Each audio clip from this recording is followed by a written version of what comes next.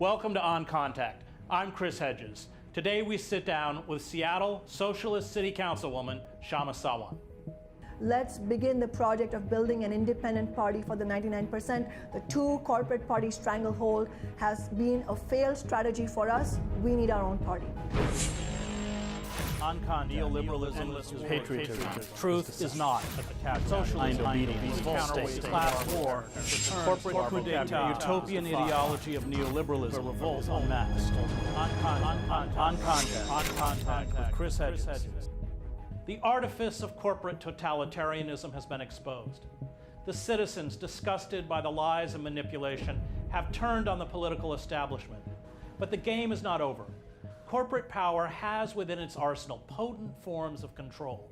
It will use them. As the pretense of democracy is unmasked, the naked fist of state repression takes its place. This moment in American history is what Antonio Gramsci called the interregnum, the period when a discredited regime is collapsing but a new one has yet to take its place. There is no guarantee that what comes next will be better. But this space, which will close soon, offers citizens the final chance to embrace a new vision and a new direction. This vision will only be obtained through a radical break with corporate capitalism, indeed its overthrow, and sustained mass acts of civil mobilization and civil disobedience across the country. A failure to act means an inevitable slide into despotism. Let's look at the obstacles that are placed before movements that attempt to challenge established structures, in particular, what is done to block third parties and their candidates from competing in elections in the United States. Anya Parampil has more. It is the question of the day on the campaign trail. We will see what Hillary Clinton and the Clinton campaign has ready. It's dirty, but it's very Trumpian. Donald Trump got his Make America Great Again hat handed to him last night. Watching the mainstream media, one thing is clear, or at least two things: the Democrats and the Republicans. Every election cycle, the two parties duke it out until one strong man or woman prevails. It's a drama so intense it makes all of us feel like we have a choice. However, most of us don't even realize how many choices we have. Third parties. The term is almost misleading because there are so many of them, from the Green Party, the Libertarian Party, the Constitution Party, to the Party for Socialism and Liberation, just to name a few. According to the Federal Election Commission, 1,760 people have filed a statement of candidacy to run for president in 2016, from all sorts of parties. Third parties offer a wide variety of political flavors and ideologies. However, they face massive hurdles just to be included on the national stage. For example, to file that statement of candidacy, you have to have spent $5,000 on your campaign. Another main issue is ballot access. Every state has its own set of requirements to get a candidate on the ballot, which can include steep fees and/or a required amount of registered voters' signatures to legitimize the candidate. Just to get on the ballot in all 50 states, it's estimated by Ballotpedia that an independent presidential candidate would have to get about 880,000 signatures at the cost of $1.05 to $6.44 a signature, meaning it could cost $5.5 million just to be a viable national candidate. Plus, if nobody knows who you are, it's pretty hard to get those signatures, meaning the highest hurdle for independent presidential candidates might be getting into the debates. Presidential debates are put on by a private firm, the Commission for Presidential Debates, which sounds like a nice, nonpartisan organization, right? Right, because it is nonpartisan. It's owned by the two parties, the Democrats and the Republicans. Their rules require a candidate to get 15% of the vote in at least 5 national polls before being included, which again is really hard to do if you're not one of the main two parties, if the media doesn't cover you, and if nobody knows who you are. But this year might be different, as the presumed nominee and frontrunner for the two major political parties, Donald Trump and Hillary Clinton, are extremely unpopular. According to a joint NBC Wall Street Journal poll, 54% of Americans view Hillary Clinton with a negative or somewhat negative opinion. For Donald Trump, that number is 58. With Americans so unsatisfied, time might be ripe for a fresh candidate from a fresh party. Kshama Sawant is perhaps the most dangerous woman in America. She is the only socialist on the Seattle City Council. She was elected in January of 2014 and re-elected, despite being targeted by the Chamber of Commerce and the State Democratic Party in 2016. She has helped push through a gradual raising of the minimum wage to $15 an hour in Seattle. For this and other radical reforms, she has become the bête noire of the establishment. So let's open first by talking about this primary season. What's happened, in particular in the Democratic Party? We've seen two insurgencies. I think we've seen a very naive Bernie Sanders believe that he could harness a clear popular will to take the nomination. But he, I think, did not count on the extent to which the Clinton machine and the Democratic Party establishment would play dirty. For instance, although taxpayers pay for the primaries, the Democratic Party controls them. It's locked out independents. Most of Bernie's base are independents. That cycle where he won Rhode Island was the only state that permitted independents to vote in the primary. We have the whole issue of superdelegates. We have caucuses such as Nevada, which are rigged by the Clinton machine against Sanders. If you can recap what happened in Nevada. Yeah, I mean, in Nevada, what happened was it was just an example of what is happening throughout the Democratic Party primaries, which is that there is a desire on the part of the whole base of the Democrats in order to push forward Sanders' message, and that is being blocked at every step of the way. And in Nevada, what happened was just a more overt version of what's been happening, where the Sanders people were sort of shut out, and they said, they demanded a voice, and the Clinton Democrats reacted in a very hierarchical kind of way. And the reason they're doing that is because they are trying to shut down the message of the political revolution itself. And I think that what happened in Nevada was just yet another step of what happened in New York State. If you look at the massive disenfranchisement that happened of Democratic primary voters. Even here in New York City, in Brooklyn. Even here in New York City, right here, yes. Right here in New York City, in Brooklyn, that was one of the most glaring examples of what's happened. And I think all of those are really revealing of the state of affairs of American politics. And Bernie running as an open socialist, but within the Democratic Party, I think there are two features that emerge primarily. One is the fact that the word socialist was not a barrier.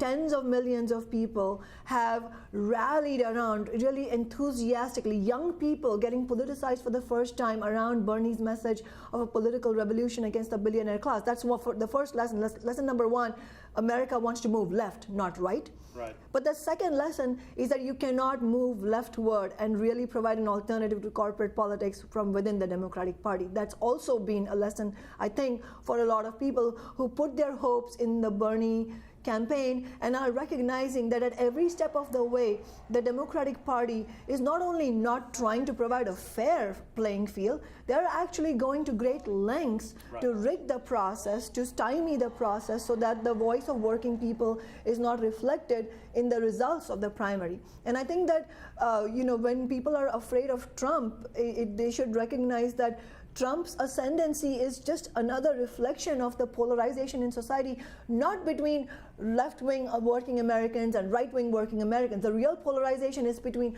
working people as a whole who have experienced stagnant living standards and the top 1%. That's the deep polarization in society. And yet it's being expressed on the Republican side by a very frightening kind of proto-fascism. It is. Trump's agenda is really frightening, and I think any rational person is going to be terrified by this idea of bigotry, misogyny, sexism, Islamophobia, and anti-immigrant hysteria. And I think it's absolutely correct that we should worry about where this is headed. But I think the only way we can analyze this and understand what is the solution, what is the way out of a rightward shift, we have to understand that Trump is not a phenomenon by himself. Trump didn't just happen overnight.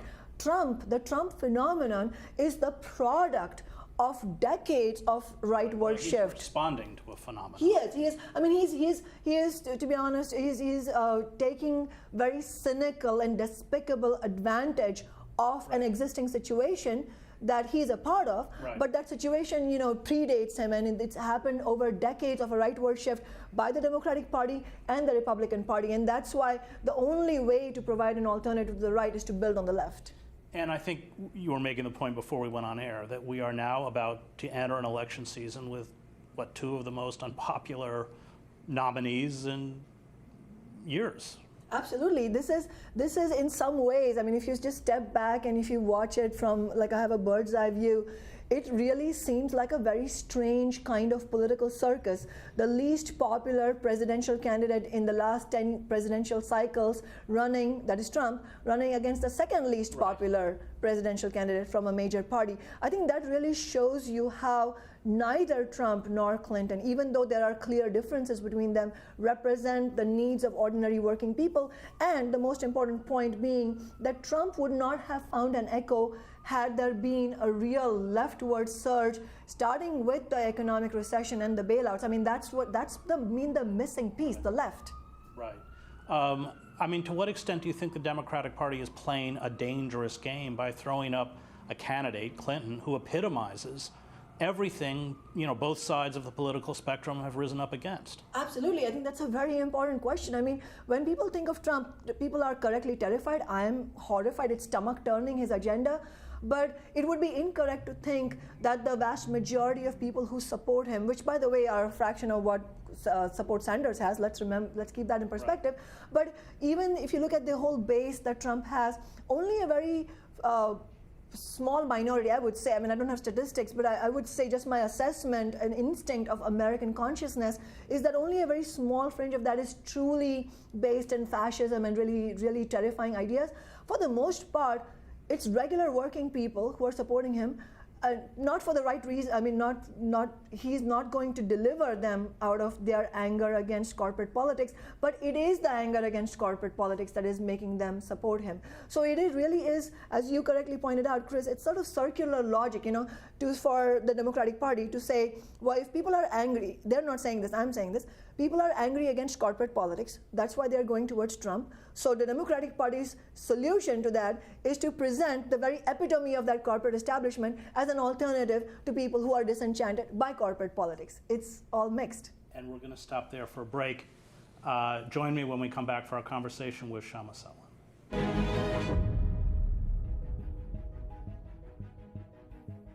Welcome back to On Contact and my conversation with Shama Selwyn. So in the first part of the interview, we laid out a little bit of the role of the Democratic Party in thwarting the desires of even the Democratic base. And so I want to focus a little bit on how do we respond? Given the fact that we have this two-party duopoly, each of which have been captured by corporate power, how are we going to step back and restore our democratic system? Right, and in fact, if we are talking about democracy, then I think it's an incomplete and really inadequate analysis unless we talk about independent left politics, because as you said, Chris, I mean, both parties have been captured by Wall Street interests, by billionaire interests, and it's big oil and big coal and other Walmart lobbyists that decide political outcomes. And millions of people are fed up with this, tens of millions of people. And I mean, young people are really angry and wanting a fight back. But it is never going to happen as long as we remain within the Democratic and Republican Party stranglehold. And I think this is the most important question really that's on people's minds that we need to really grapple with, because people feel, people often tell me, Shama, I agree with you that we need independent politics, but it's too daunting this year, and I'm afraid that if I start talking about independent politics, I will allow Trump to be elected, and this year I feel like I need to support Hillary, and then later we will talk about... This is the argument every year. That's the argument every year, and in fact, as you were saying a little while ago when you and I were talking, in that kind of logic where we think of politics simply as locked into a presidential election year is like a kiss of death, because the logic of accepting a Clinton as an alternative to Trump, that logic runs ad nauseum. There is never going to be a good year to provide a real left alternative. Well, and the issue is that argument of the least worst. Every year it gets worse. Every year it gets worse, and that you hit the nail on the head, Chris. That is the problem. If it were true, hypothetically, if it were true that Trump was just egregiously bad, it was just this year and overall things were okay, then there would be some sense in arguing that let's support Hillary even if we have differences. But that is not the point. The point is that the Trump phenomenon is a result of a rightward shift by the Democrats in response to the Republicans and in response to their own corporate, their corporate masters. And really, if we are worried about Trump, then we should worry even more about what is going to happen in terms of an ongoing base for a right ideology if we don't build an alternative to the Clintons as well. Right, because you get rid of Trump. But if you don't get rid of this process of neoliberalism, you'll cough up something even more vile than Trump. Something even more vile is bound to come up. It's guaranteed unless we build the left. So, my response to often people feeling demoralized is that, look, what we should really be watching out for is the fact that we are guaranteed to get nothing better and get something worse if we continue in this failed strategy. And the other strategy will be hard, but it has a hope. We know that history has shown that when we build independent left politics, it actually puts a lot of pressure on the establishment. Well, and I think you've often said that we, by being trapped within this election cycle, we disempower ourselves. We have to think, look, this isn't about achieving power now, it's about achieving power 10 years from now. In the same way that Syriza, 10 years before it took power, was polling at about 4%. It's incredible. If you're looking at all around Europe, as you said, just millions of working people have completely, roundly rejected establishment parties, and that process is starting to unfold in the United States as well. It's especially evident in the complete chaos of the Republican Party, but you can see what's happening within the Democratic Party as well. People are starting to understand that the Democratic Party establishment is not on our side. And here's the thing, right? If the Democratic Party's priority was to defeat Trump's agenda, then why haven't they done everything in their power to promote Sanders, who could deliver... Who actually polls far ahead of, in terms of beating Trump. So in other words, this is what I would say, my assessment of the Democratic Party establishment is that their priority to defeat the working class agenda and stem this tide is far greater than defeating the right. And that's the choice we would be accepting if we were to get behind Hillary. That is why through Movement for Bernie, what I've been saying is that we need to urge Bernie to run independent, but even if he doesn't, we have to keep building our movement. And in order to build our movement, we have to build left alternatives, and supporting Hillary is fundamentally antagonistic to that. Well, I think you've made a call to Bernie Sanders supporters, that if Sanders is not willing to step outside of the confines of the Democratic Party and build an independent movement, his supporters have to do it for him. We absolutely, people on the ground, we have to remember this is not about Bernie.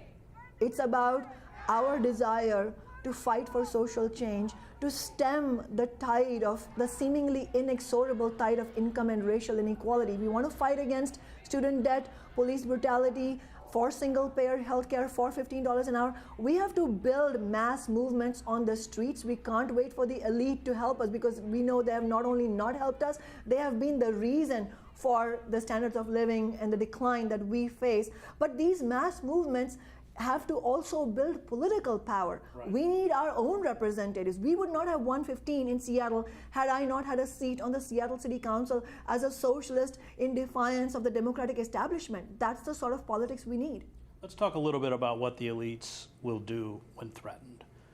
We've seen how nasty they've been to the Sanders campaign. We saw what they did to Ralph Nader, who in 2000 built a legitimate, quite powerful grassroots movement. The Democratic Party in particular carried out vicious character assassination campaigns against him, in addition to challenging all his voting lists to run up hundreds of thousands of dollars of legal fees.